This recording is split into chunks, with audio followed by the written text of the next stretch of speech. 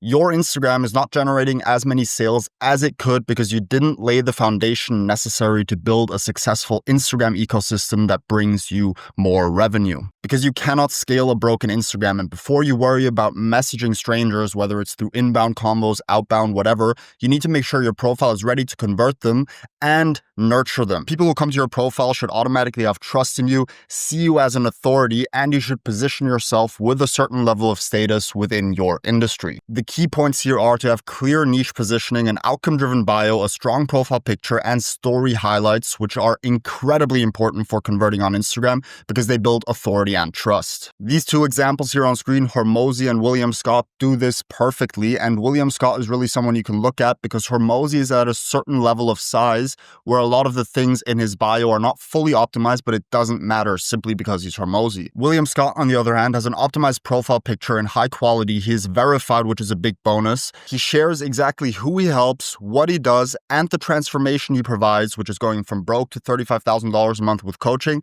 And in his story highlights, he shares free values, wins, creator cult, meaning his programs, information on his program, and long-form value for YouTube, as well as having a call to action in his bio saying DM me X keyword to learn more. What does this mean for your bio? You should include what you do and for whom, what outcome and transformation you provide. A strong call to action, meaning DM me X keyword, is usually going to be the best way to go, and potentially a link to a lead magnet or a booking page. Or what a lot of our clients do is have YouTube videos inside of their bio, which then further nurtures people by watching some of your long-form content. In terms of content, the only way you can attract inbound leads is through content or ads. And if your content sucks, you're going to struggle with both, meaning your ads won't work as well if your content is shit. For this, before we get into any specifics here, the key thing is the action step down here. You need to find accounts, meaning competitors in your niche, that have clear call to actions, post content regularly, use strategic call to actions, and have high engagement.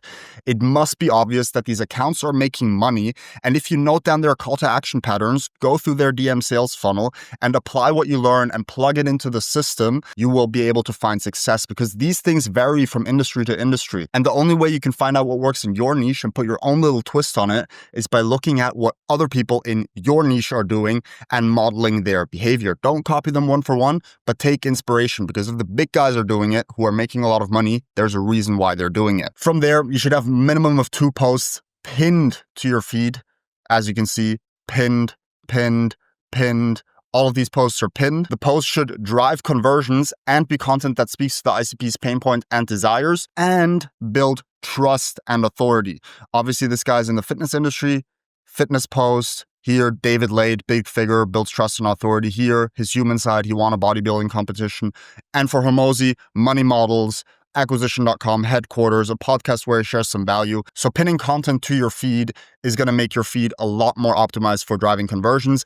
Reels are the number one way to attract new people to your profile, and stories are the number one way to convert these people and turn them into leads.